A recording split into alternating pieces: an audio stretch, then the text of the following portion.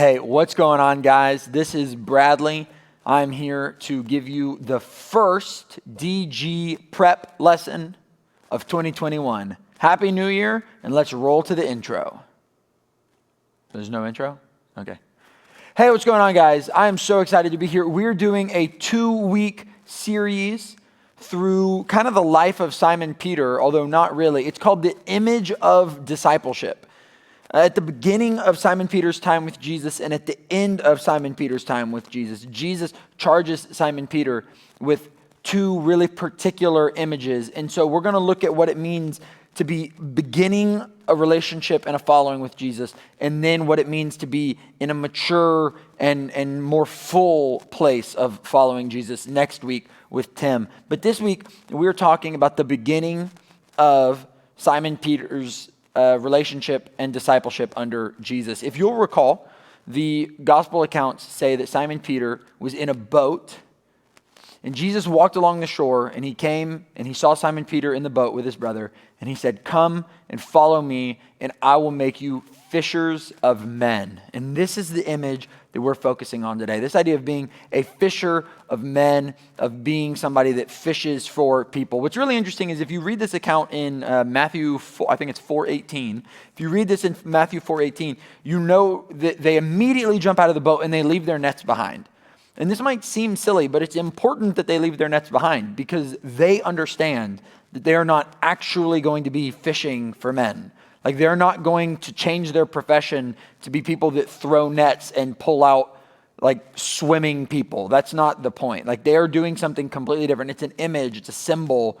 And so I have three things when I was reading this. There were three things that really stood out to me that I want to put before you and for you to think about, for you to discuss, and then also for you to add to with your own ideas of what it means to be a fisher of men. The first thing that I think of is just this idea of fishing. When you're fishing, you are taking something that's in the water and you're bringing it out of the water. In this case, they're using nets, as the Bible tells us in several situations. And if they're professional fishermen, like, it doesn't make sense to use a fishing pole because it takes too long. But they've got nets, and so they would drop their nets and they would pull in lots of fish at one time. And I love this image of the nets pulling in the fish, because when I think of us as fishers of men, when I think of you, our students, as fishers of men, the image that I want is for you to be like a net. Like, when I pull on you and say, "Hey, I want you to come to Camp Zephyr with us. I want you to come to Big Stuff with us. I want you to come to DG." One of the things that we hope happens is that you bring other people with you. So as you are serving as a net, or you're serving as a fisherman, that you're bringing things and bringing people with you places. The idea of being a fisher of men to Jesus is that the disciples would go around and they would talk to people. They would bring people in. They would go, and when people had questions, they would answer them. That's the idea of being a fisher of men. You're somebody that brings people in, just like a fisher brings in fish. Another thing that I think about is also, pretty solidly attested in Scripture, and it's the idea of when you're a fisherman, you're out on a boat, and when you're out on a boat, sometimes you're on a boat during a storm. And we see this happen to Jesus and his disciples, that they're on the Sea of Galilee when a storm comes.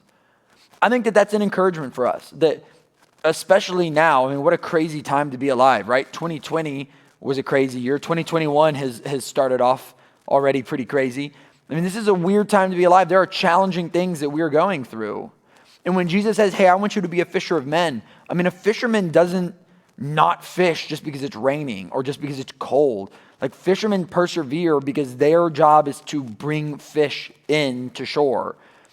For us as Christians, as followers of Jesus, our job is to bring in people. Our job is to go to people and bring them to Jesus no matter what, even when it's hard, even when it's windy, even when we don't feel like it, even when we're in pain. Our job is to persevere through storms in our lives and through those challenging times so that people can come to know Jesus. And so the second image I think of is just this idea of storms that happen when you're out on the water. And the third one is kind of again connected to net fishing. But as I was thinking about this, my office right now is crazy because I was just writing down everything I could think of with fishermen. And it was just like schools of fish and nets and boats and water. And it was a wild time. But I was thinking about this idea of like a school of fish.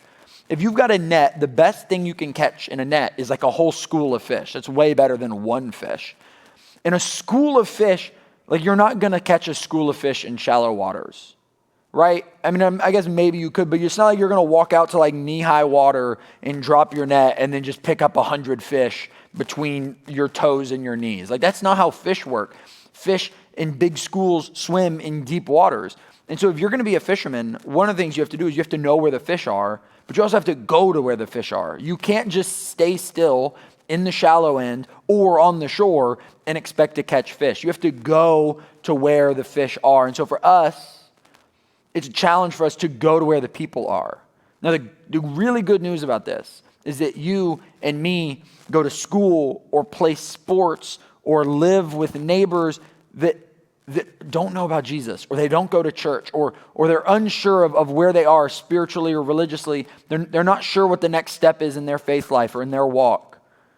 And those are great people to be able to talk to. For many of us, maybe all of us, God has positioned us uniquely to interact with people, to go where they are. Because you're not going to catch fish in the shallow end, and you're not going to bring people to Jesus if you're not interacting with them. I mean, it's a simple concept. And the beautiful thing is that our students go to different schools and they play on different teams and they have different friend groups. And you are uniquely positioned to just ask a simple question. Hey, what do you think about God? Hey, would you come with me to church? Hey, what are you doing on Wednesday night? Just a simple question like that can absolutely change somebody's entire life and eternity. So in conclusion, when I was thinking about fishing and I was thinking about being a fisher of men, there were these three things that I thought of. I thought about bringing people in like you do in a net. I was also thinking about this idea of going where the fish are, going where the people are, meeting them where they're at in order to catch them with a net. And then also the idea of being in a storm and persevering through that. Those were just three things that stood out to me. I thought they were worth sharing. You might not like them. You might love them. You might think, oh, well, what about this or what about that? That's what your DGs are for. I hope that y'all will have a great conversation about these three things. Maybe come with your own images of what it means to be a fisher of men. I am so excited to see where the conversation leads us. Until next time, peace.